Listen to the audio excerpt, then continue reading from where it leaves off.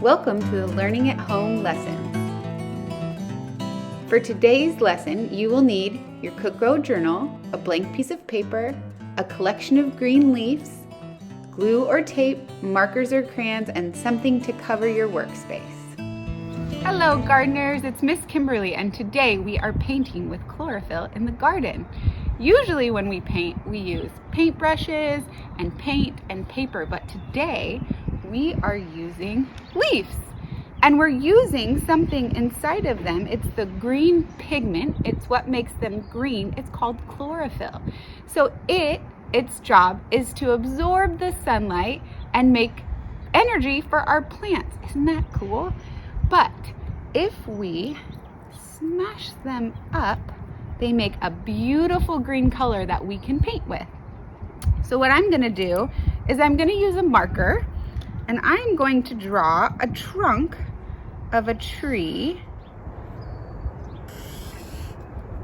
This was a trick. I thought it was going to be brown, but it looks more green to me.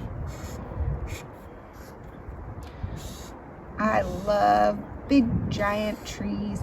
I have one in my front yard and it makes lots of shade. It's nice to sit in when it's a hot day. So here is the trunk of my tree. It looks like a tree in winter time with no leaves.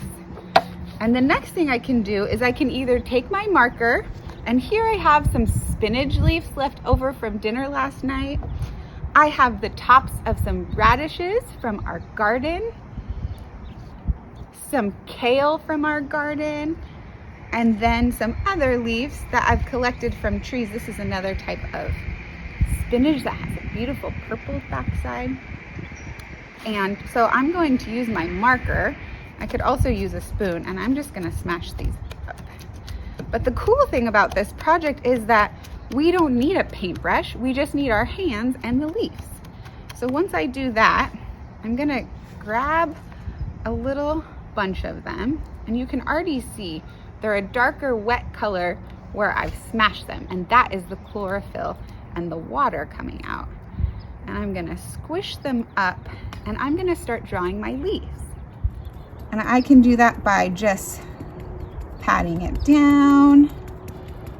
I could try to smash it down with my little marker. And let's see what we have so far. See the leaves over here? So cool. I'm gonna try to use some of my kale. Kale is a tougher little leaf than our spinach is, but it makes it so beautiful. So I just keep going and going until my tree looks nice and full. Ooh, this is a good one. Isn't it fun to make leaves on my painting with leaves? How cool is that?